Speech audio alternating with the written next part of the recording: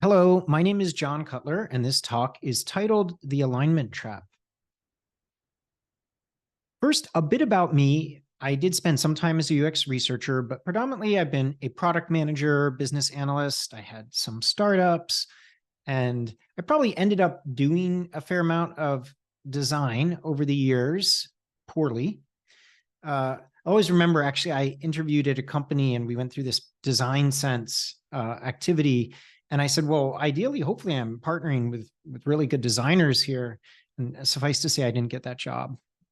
Anyway, so I value working with designers a great deal. Also, my role right now at Toast, I serve 150 odd teams, many of which have designers.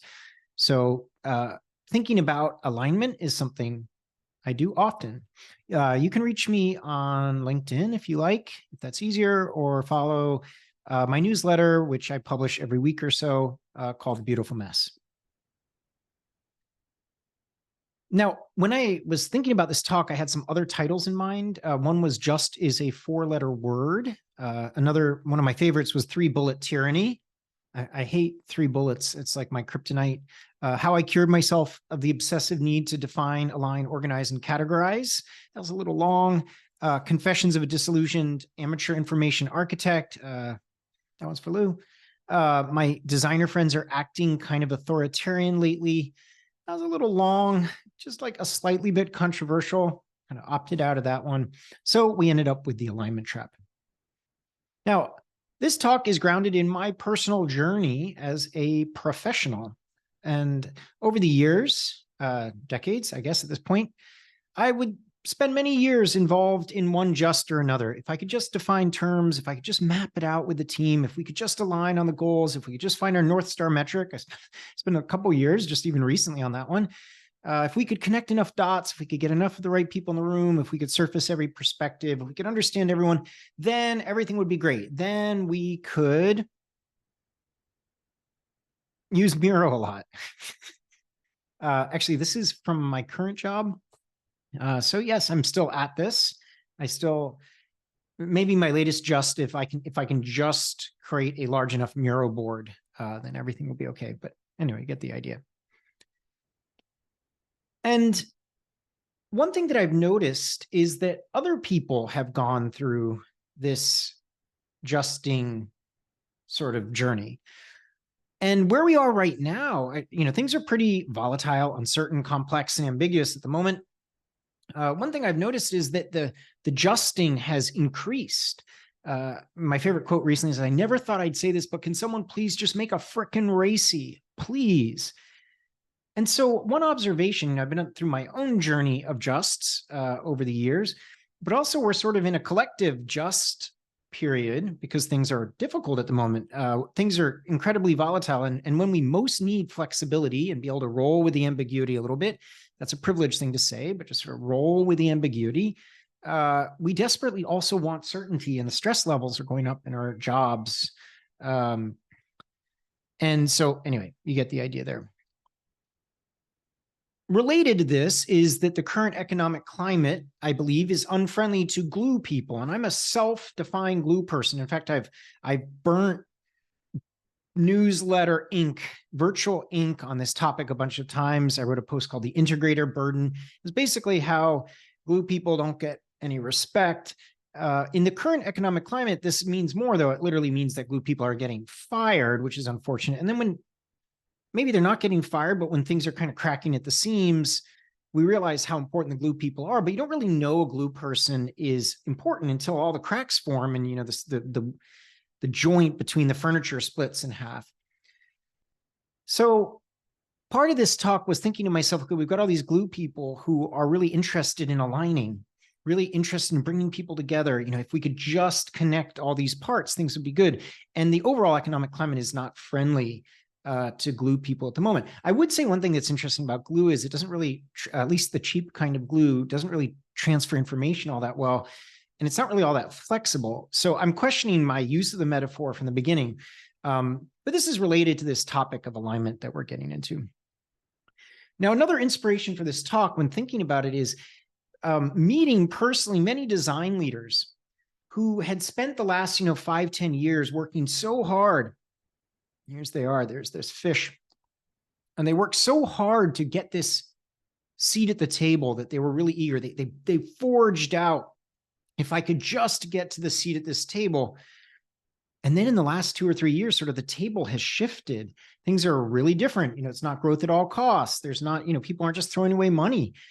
And, they found that they've ended up at the seat of the table in this little sort of pond, and no one's at that table anymore. And so this quest to kind of get at the seat of the table, align people around the power of design, align people around these things, it's kind of for naught. It's a little uncomfortable. So where this is going is that I have this idea for this talk. And my theory is that you have a lot of people who saw themselves as glue people, and a lot of designers and product managers who thought if they could just align product and design, if we could just understand each other perfectly well, that somehow we could bring it all together and we could move these things forward. And that's actually proving to be extremely difficult. But I have a theory in this talk that there is an answer. There is a path forward here. And I describe it as more Warhol factories. So like Andy Warhol had this warehouse where he just basically threw these parties and got people together and made art and did this kind of stuff. And he didn't worry too much about aligning people. They were just kind of happenings. And generally people were, Velvet Underground would show up, which was a band. I'm going to date myself a lot of things. And, they would do their thing and they would make art and hang out. And generally things would be coherent. The scene would be coherent in a particular direction, even though they didn't think it is. So my theory is that we can all be a lot more sane and avoid burnout and actually, achieve our goals and our work by focusing less on alignment and more on just general coherence. And this is why I termed the talk the alignment trap. Now, on my personal journey, I've encountered a couple will-o'-the-wisp.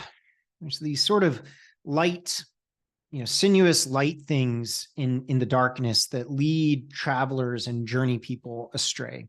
There's a couple of these that I've run into that have been particularly difficult and traps almost that I wanted to run through before providing kind of a solution or a way forward with this. The first is the trap of words, damned words. For a long time, I was really obsessed with that we could define these words. And I have the battle scars to prove it. I don't know how many workshops I've done where we've said, well, we're going to define quality now, or we're going to understand, the essence, or understand all the different perspectives on value, and we're going to align on one perception of value. I really like this Jerry Weinberg quote. And when I would share it to people, I'd say, hey, everyone, here's the definition of quality. Quality is value to some person who matters. Now, I mentioned that things are getting kind of tense out there in the industry lately. And I shared this with someone recently. I said, well, for F's sake, how does that help us? Like, how does that help us? How does that open-ended definition help us at this particular point? Now, I could relate this to things like strategy, things like roadmaps, things like, there's all sorts of, just going to make sure that this is recording. Hold on, because if it isn't, okay, it is recording. We're in good shape. All right, good. That would suck. Strategy and roadmaps, what kind of roadmap are you talking about? Are you talking about a near-term roadmap, a strategic roadmap, a high-level roadmap? Is this roadmap meant to be left behind? And strategy, there's a million definitions of strategy. There's hundreds of different frames that go into strategy. And yet LinkedIn is littered with these things. It's like, well, strategy is really simple. It's just simple if you just answer these 3 questions. I'm defining strategy now. It's difficult. And so what I found is that this quest to define these things was leading me into worse places than I wanted to be in. It wasn't necessarily moving things forward. If I go back and if I check on all those workshops of like, hey, did that workshop around quality or defining value really help us out in the end? The answer is often no. Now, the second will-o'-the-wisp is finding the perfect level of abstraction. For a long time, I thought, if I could just find the perfect level of abstraction would be okay. And this played out in a couple interesting ways. And I started to see these as 2 ways to get into the problem here. So the first is, we get together a big group of people and we brainstorm 1,000 sticky notes and then we start to affinitize them. Okay, well, this is great. Or maybe use AI to do that now, right? So we don't really need to pay any attention to anything or get our hands dirty at all. We could just ask AI to do it. save ourselves some time and go back and play Minecraft. I do play Minecraft with my kid a bunch. Very deterministic game. It's cool. And then, then boil it down to these 3 bullets. You go into your presentation and people look at the 3 bullets. They go, great, that's amazing. But, in the process of doing that, often I've lost this mess completely and thrown it away. And I can't get back there. Now, the other route to this problem, this sort of this trap of trying to find the perfect level of abstraction, is that sometimes I'd actually start with a couple of bullets. The company has the 3 strategic pillars. And, what happens, actually, I'll kind of use them as, oh, nope, that's going to really mess things up. Let's not do that. I'll just draw it with my pen. So suddenly you're like, well, okay, well, that's too simple.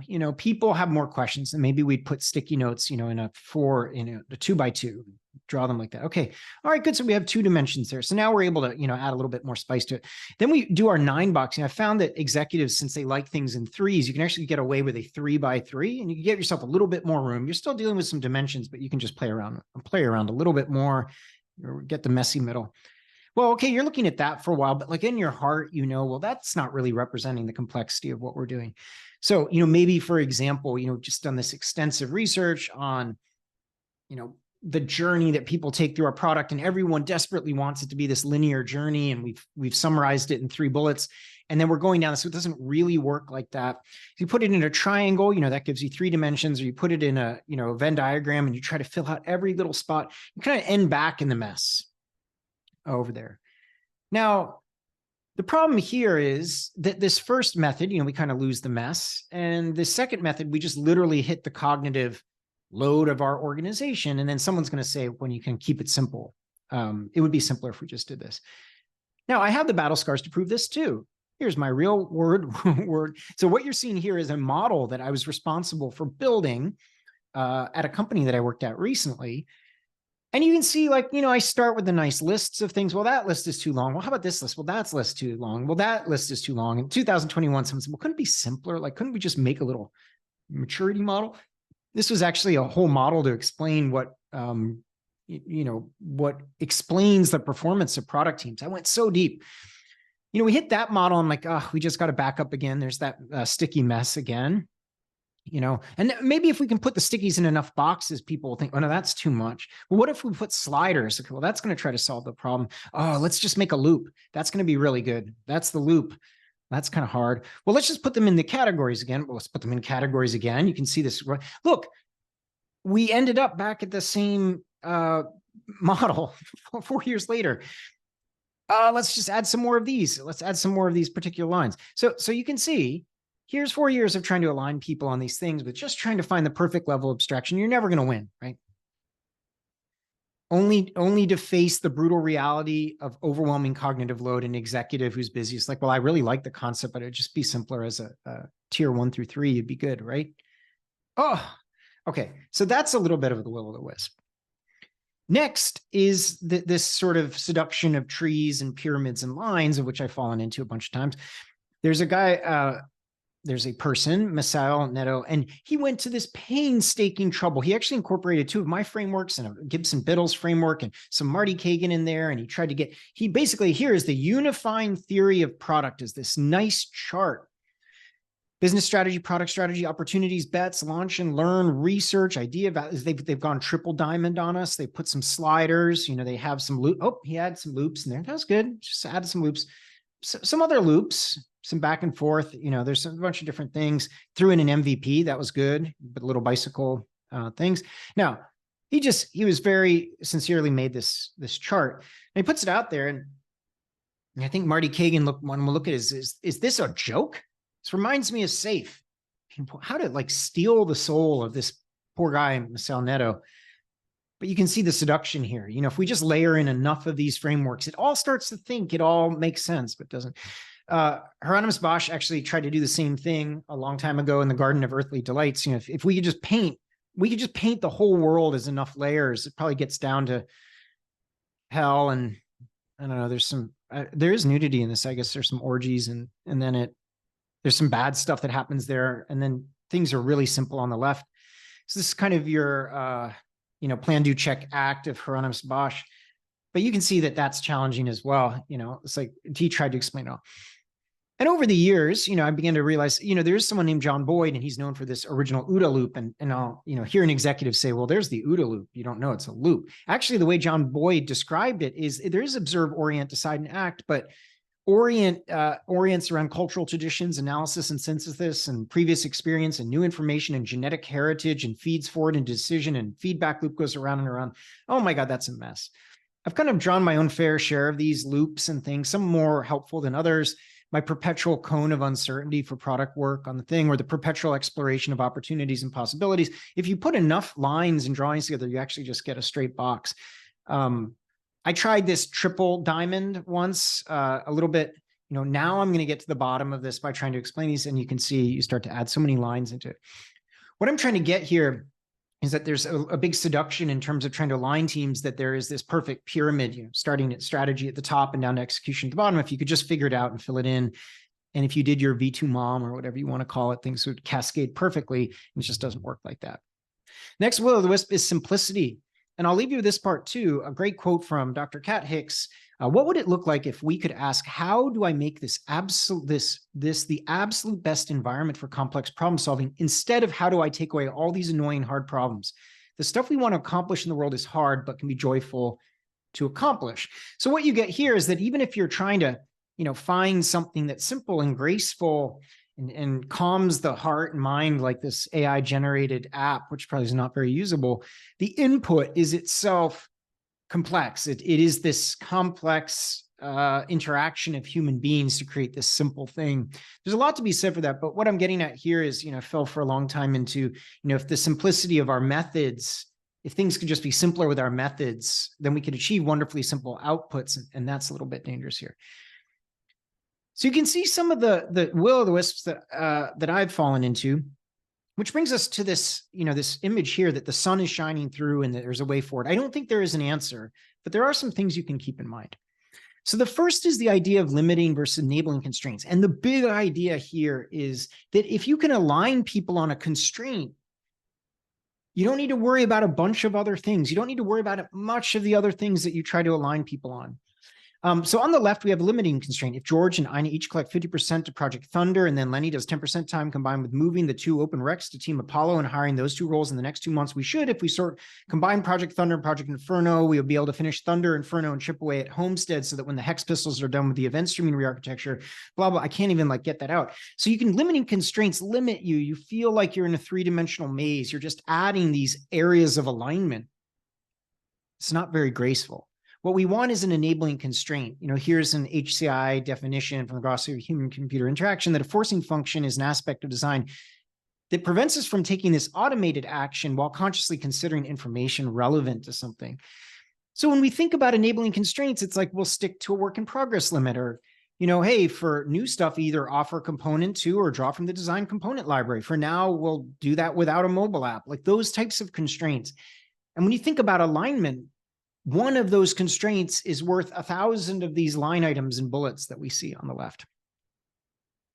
The next is really this idea that's hit home with me, is this idea of aperture, which is to make progress in a complex world, you by definition cannot keep the whole picture in focus because it will be too much information. However, if you lose the whole picture, then you won't be able to get back to the mess. You'll have oversimplified. It's reductionist, right? If you were to just zoom in on this little thing and not keep anything else in mind, you'd have trouble. So the thing that I've been thinking a lot about lately when we talk about alignment is we're deciding where in that big picture to put our little pin, our camera, but it's not a pinhole camera. It's not something that's going to block everything out. We have to capture the information around it and leave a way back to that particular mess when we're working. So we expose the mess. This is a version of the drawing I had before. We cluster, but leave the mess. And maybe we have our 3 bullets and we decide, you know what, we're going to focus on this little bell, but we leave a way to get back to the mess. What does this mean practically when you're thinking about aligning your team? To make progress, you will need an enabling constraint. That enabling constraint is where you're focusing the particular team.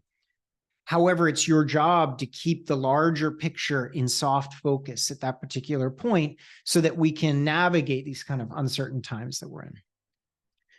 The next thing is to think about stories and games and artifacts, which we'll get to in a second. So I worked at a company called Amplitude, and we had this practice towards the end of the year. The design team would sort of run this visioning exercise where we would imagine maybe the different directions the product would take, and different directions. This is not like a spec. This was not, annual planning. It was literally there to inspire, to think people of the different possible directions things might go. That had far more ability to align the team than any stupid pillar strategy. Because a salesperson, everyone, the product team, it sparked emotion and different emotions from people. So what you need to think about here is try to think for your team, how do I create that story? And even an additional way to think of this is, how do I create this choose your own adventure, right? Or how do I even create this game? You'll notice here on the right are a list of things that make games powerful: attainable goals, balance of difficulty, timely feedback, gameplay mechanics, incremental progress, meaningful choices, compelling environment and narrative, variety, social interactions. Notice how few of those are about all agreeing necessarily to the rules of this particular game or all aligning on the purpose of this game. Not many. That's what allows games to kind of spark that same emotion as stories. And we want to use those stories to help align those things. So actionable thing you can think about is, how do you create those narratives to align people versus trying to think about all these specific areas and decisions that you need to make. Notice this right here. Like I would say the same thing goes for artifacts. There is something about a design artifact that tells a story that allows people to attach their meaning to it and find common ground without forcing people to agree on everything. And it's really important. The final idea I'd leave you with is that to align large groups of people, you have options, right? Now, we all know you can be very specific and tactical, build feature to this spec. And, you could be fluffy and strategic, delight our enterprise customers, or some buzzword that's normally strategic. Fluffy and tactical is just when you don't even really do tactical all that well. It's just too fluffy. But there's this item on the upper right about phrases and ideas that are powerful. They're strategic, yet specific enough for people to dig their head into. So I have one example here: be patient, let our customers make the first move and the first mistake. Now that seems like sort of some Sun Tzu, strategy type things. But really, it is powerful if you start to think about it. One of my favorite examples here is of Netflix. They had this line of, be HBO before HBO can be Netflix.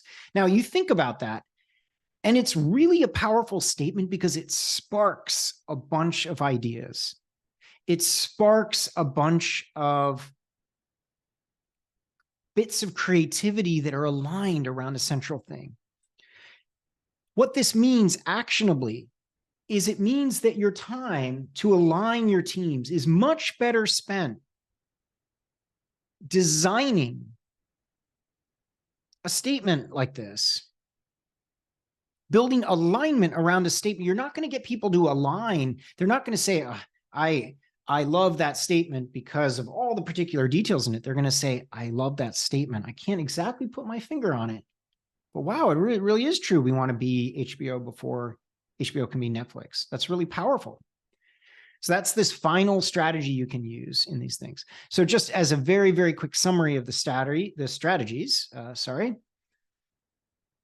embrace enabling constraints. Can you agree on the small number of enabling constraints? The second is think about aperture. You don't want to overwhelm your team with every single detail. You don't want to run a pinhole camera. So how can you align someone to hold some things constant to make progress without getting rid of all that rich tapestry of things? The next is to embrace stories and games and choose your own adventure. Kind of, what can you do to spark? You don't care whether everyone agrees, but they're generally moving in a coherent direction. They're playing the game in one direction. That's what you're looking for. You aren't necessarily looking for them to agree on everything. Also, how can you use artifacts to spark that same bit of emotion? And then how can you think about those powerful strategic statements that people can't really pin down, but are powerful enough to guide 1,000 ships, right? They're going to, 1,000 ships could set sail based on those statements. So bringing it back here for a moment, this is really about the subtle art of taking care of yourself and giving a fuck in ways that generally encourage coherent behaviors. I want to go back to this picture from this factory, this Andy Warhol thing, where I think that a lot of folks, a lot of designers, a lot of product managers internalize this idea that they were the glue. They were the grand aligner in these particular things. And I think a more sustainable approach and more sustainable mindset for this is how can we foster these conditions where we can get eventually coherent behavior moving in roughly the right direction. If any of you have been part of a company in the last year or 2 or 3 and seen things go haywire because of the economy or other things, you can see how all that work to align is pretty fickle and transient in some ways. And we want to think about how we can create generally coherent actions in a way without burning ourselves out. So I'll leave you with a couple questions. What just can or should you personally let go of? Number 2, where might you allow more ambiguity where it matters? Now, I want to be very clear here. It's easy for me to say, well, you should just be fine and just roll with it. That's a lot easier said than done. And you do need to kind of pick for your own health where you do need certainty. Where's the aperture of your own life? What's your sort of true north of that aperture? Where do you need graceful consistency in your company? Where do things really need to be somewhat consistent? And how will you make the journey to that consistency graceful? And finally, where could you introduce just a very small number of enabling constraints that would generally produce the behaviors you're looking for? What's the smallest number of enabling constraints that you do versus burning yourself out necessarily thinking you need to be the grand glue or grand aligner for your particular company? So thank you very much. I appreciate that. This is the backup video, so I look forward to doing this with you tomorrow. Thank you so much.